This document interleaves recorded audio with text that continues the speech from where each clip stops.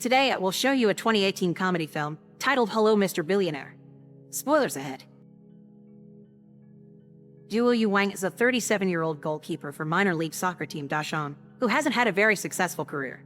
In the past few years, he's bitten an opponent and gotten kicked out of the game for it, played for a female team while pretending to be a woman, worked as a human sushi plate, and even modeled with no clothes for painters.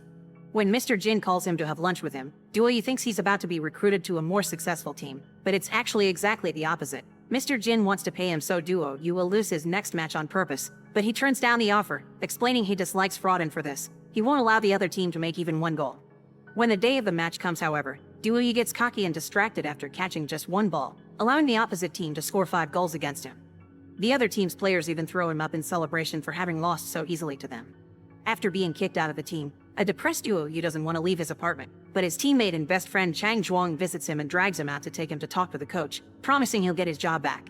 His plan doesn't go well though. The coach has no interest in taking Duo Yu back, and thinks a dog is already a better goalkeeper than he ever was. When Chang Zhuang threatens to leave if Duo Yu isn't welcome back, the coach laughs and lets him go, considering losing both of them at the same time a great thing for the team. On their way back home, when stopping the car at a red light, a traffic racketeer pretends to have been hit by them.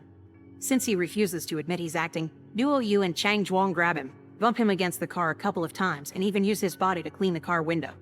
A young woman Xiaju suddenly sees them and calls them bullies, recording everything with her phone and calling over more people to be witnesses, not believing the racketeer explanation since she caught them with their hands in the cookie jar. This lands both of them in jail. The one to pay for their bail is Mr. Jin, who tells Duo Yu he isn't actually involved in the soccer business and their meeting the other day had only been a test. He takes them to his office and, after telling Chang Zhuang to wait outside, he introduces Duo Yu to Mr. Yin and Mr. Lai of Guangming Trust Fund. The three men explain to Duo Yu that his grandfather had a brother that fell out with his family and lost contact, causing everyone to think he was dead, but actually, he only passed away last month. Duo Yu is the sole heir to his fortune, but to be able to receive the money, he has to pass a test, which his second grandfather explains through a video he recorded before dying. Duo Yu must spend 1 billion yuan in 1 month, and if he's successful, he'll receive the rest of his second grandfather's money, 30 billion yuan. There are some conditions though. The money must be spent legally. He can't have any assets left at the end of the month. He can't get gifts or give money to charity. All money must be spent on himself. He can hire up to 100 people, but he must accept the service they provide. He can't destroy any valuable stuff he could buy. He can't bid up to excess the prices of the market, and he can't tell anyone of this game. In case his grandson can't take the challenge, the old man has added a coward clause. Duo Yu has the option to take 10 million yuan and leave as if nothing happened, which means the fortune would stay in the trust fund for Mr. Yin and Mr. Lai to use, or accept the challenge, which could leave him with nothing if he loses. Duo Yu takes the challenge, so Mr. Jin informs him he'll be monitoring him for the following month to make sure he follows the rules and assigns one of his company accountants to him to keep track of his expenses. This accountant turns out to be Xiaju, who doesn't want to work for him after what she saw on the street, but Duo Yu decides to hire her anyway as revenge for sending him to jail. Afterward, Duo Yu takes Chang Zhuang with him and together they go to the vault to see the money, almost passing out when they see so many bills together in one room. On their way out of the bank with bags full of money, Duo Yu already starts spending it by hiring all the guards working there by promising them excessive salaries.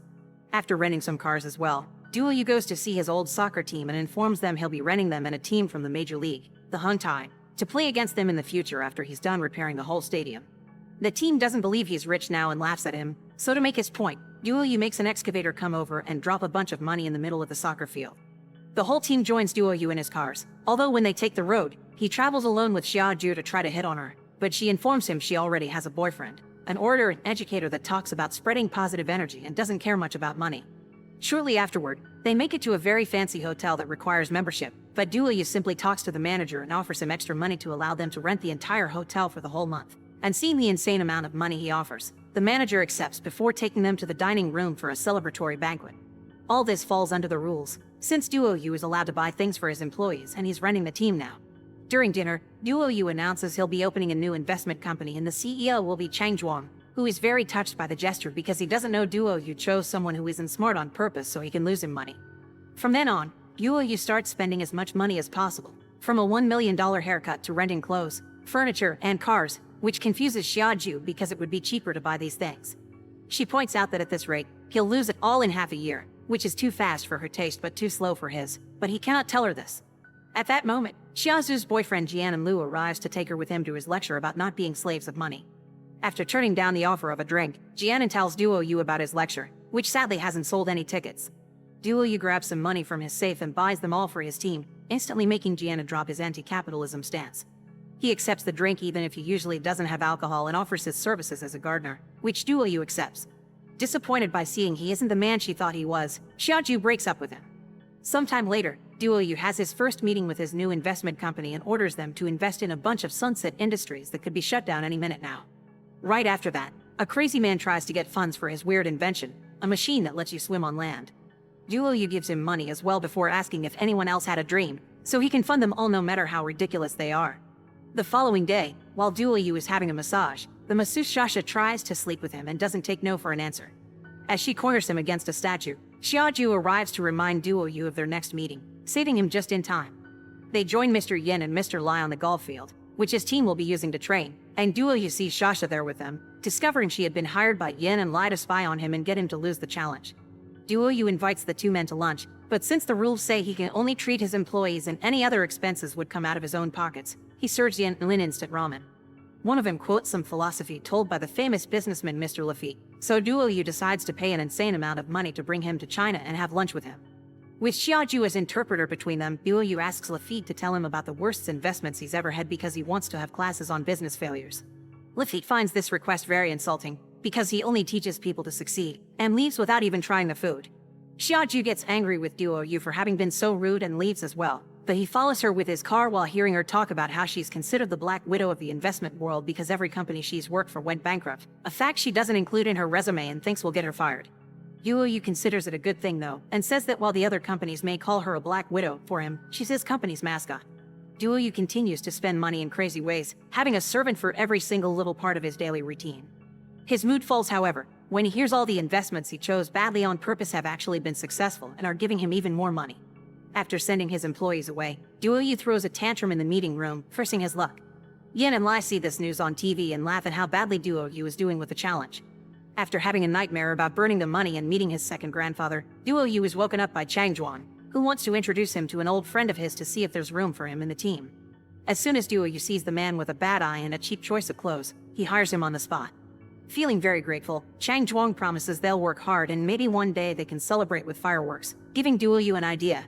Meanwhile, Xiaoju is spending her birthday alone in her apartment with a little cake she got for herself until Jianan shows up out of nowhere. After giving her flowers, he takes her cake and starts eating it without even asking for permission while telling Xiaoju he has an idea for a book in mind and he'd appreciate her asking Duo Yu for funds. Xiaoju's reply is smashing the cake on his face before kicking him out and going to see Duo Yu for some business matters. He doesn't let her talk about work tonight though, he just shows her the surprise he's prepared for her. Thousands of fireworks illuminating the sky all over the city.